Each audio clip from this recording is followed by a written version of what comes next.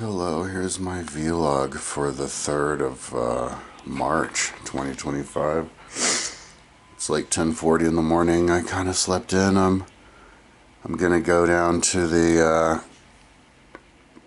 after this video, go down to the bike shop. I think, man, I don't even know what it's called. Community Cycles in Spruce.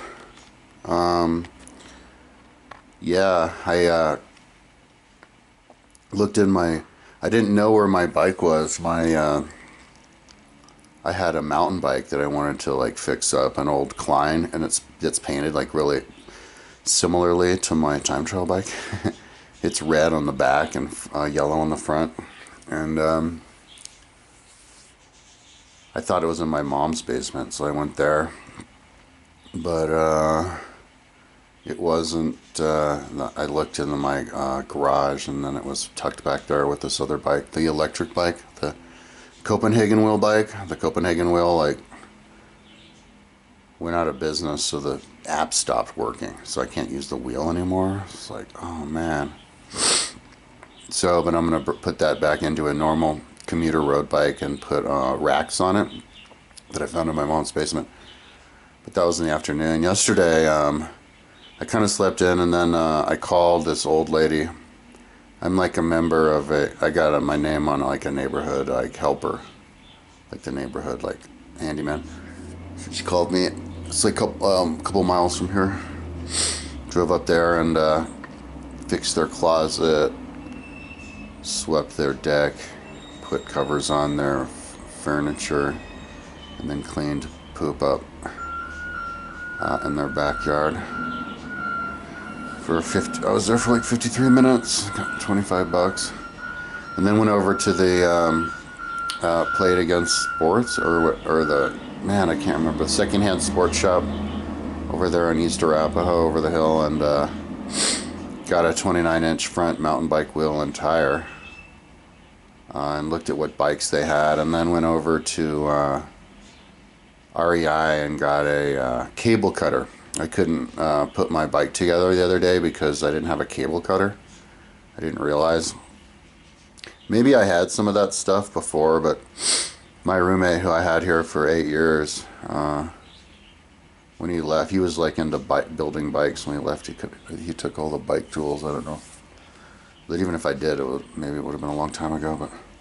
But that was expensive. It was like $47 or something. And then went a couple blocks away to the community bikes and got bits for the rest of the parts for my my trail mountain bike, my full suspension 29-inch mountain bike, GT Sensor Elite, and with horizontal shocks, which I think look cool. I guess horizontal shocks are for, they went vertical shock since then, because vertical shocks are like more sensitive to the bumps, to smaller bumps, so they're more comfortable and they have more travel. And the only advantage that the horizontal shock had was that it was lighter, and so I guess there is advantages to the horizontal shock. I think it looks cooler for like a regular mountain bike, but anyway, yeah, but it was like $218, and then it was like $50, so 200, and yeah, and then the frame was 75, so like $350 or whatever for that bike. That was cool. And the wheels were nice, and so I was gonna set that up today. I was really tired last night. All the walking around, man. Because then I had to go back because and this is before I found the bike. Then I found the bike in the garage, but I went back and got a unicycle for $25,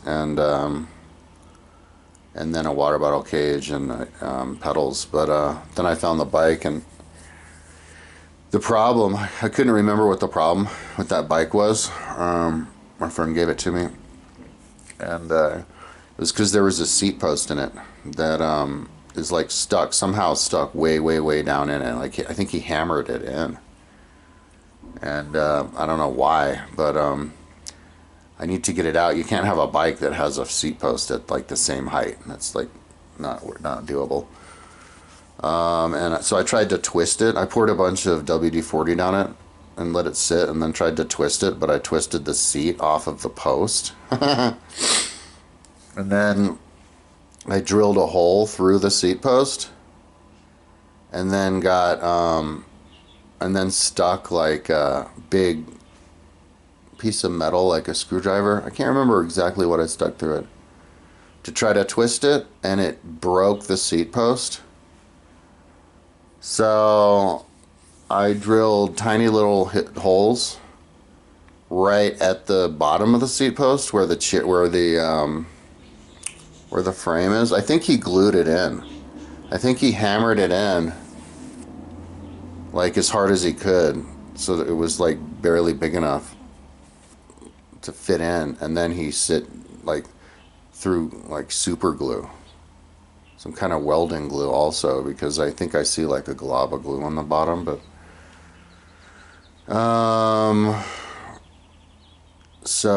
yeah, I'm gonna take it into the community bikes today and see if they have like a really strong but not very thick piece of metal that's long, that I could stick it in there and then try to twist it. Yeah, or if they have, yeah. And then if they have another seat post for it, if I can take that out, if I can get another seat post for that bike.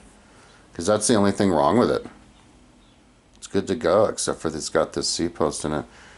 If the seat post had been perfect for my height, that would have been cool, but it was a little bit lower. It was a little bit too low. I probably wouldn't have done anything if it was like perfectly like for my height. But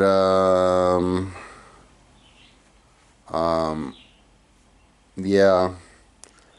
And I also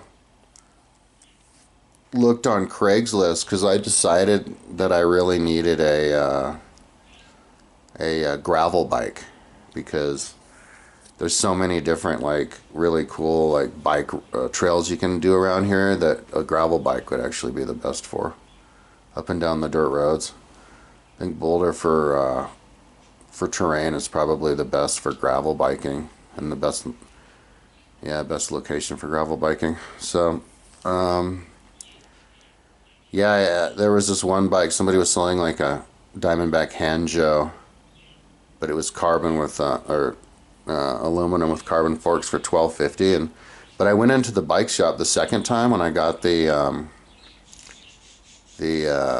unicycle, because I was looking. That's why I went to the used cycle place or the used sports place over in East Boulder, to see if there were any, because they had a lot of bikes there for cheap too, like full suspension mountain bikes for like $450. And yeah, they have a electric fat bike for $2,400. If I had the money, I'd get that. But yeah, they didn't have a gravel bike, so then I was like, and I was looking around at all the different bikes that they had, like hoping they had a gravel bike.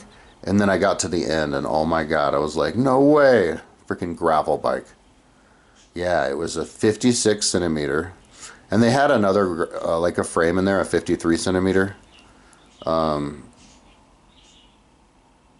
I can't remember the name. Some name I hadn't heard of before, but it was supposed to be pretty good. But it was aluminum, and 53 is maybe a little small for me, and 56 centimeter looks brand spanking new, like brand new bike. I don't know where the hell they got it. Not a single nick anywhere. Components, everything. It was like brand new bike. I think it's like a 2016 though. Specialized sensor fact carbon 10R. So it's like with 105. So it's pretty. It's a carbon, like, yeah, even a better bike for $1,000. So I was like, no way. So I got it, and had kind of like a short stem. Might want to get a longer stem later, but so now I have a gravel bike that's so freaking exciting. There's all these trails I can do now, like all the single track around the flat, and you can do it in the wintertime, you know. So, but I was looking at the bike park in Golden, and they have like big jumps. So I have to get my my enduro bike going. But yeah, so that's what I'm gonna do today. After this video, I'm going to go and to the bike shop with that Klein and see if I can take that seat post out and get some more things that I might need for the bike. Some more seat posts. Yeah, but then come back here and focus on trying to get that enduro bike rolling, so I can go over to the bike park with it. That's the most important thing. And then, but yeah, I want to try to get the all the bikes put together, like my and like tuned up. I have my old mountain bike, vintage mountain bike, the Klein old vintage, and then the road bike, and put the racks on it. There's like a lot of random things I have to do today. But if I can get that seat post off, that'll be really cool. So that's what I'm gonna do now. But yeah, I was really tired, physically tired. Like, my back was sore. Like, yeah, I'm like, oh my God, I'm like, it's time. Like, wow, yeah, I need to get in shape now. So it's so awesome though that I have all the different types of bikes. It's amazing. I didn't think it was possible. I didn't think about how cheap bikes are. Just get a nice used cheap bike.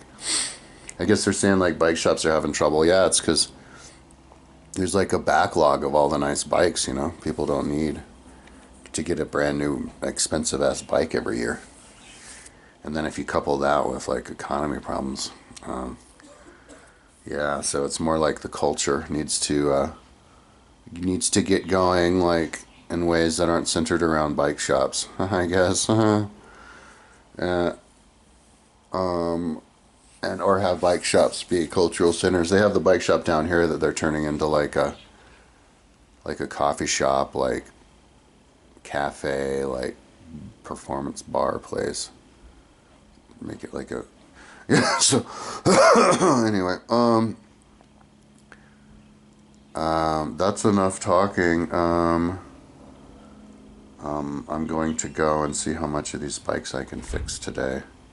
And, you know, moving around and doing that all day, that's enough exercise for me. Yeah, so that's the cool thing. Kill two birds with one stone. Alright, I'll talk to you tomorrow.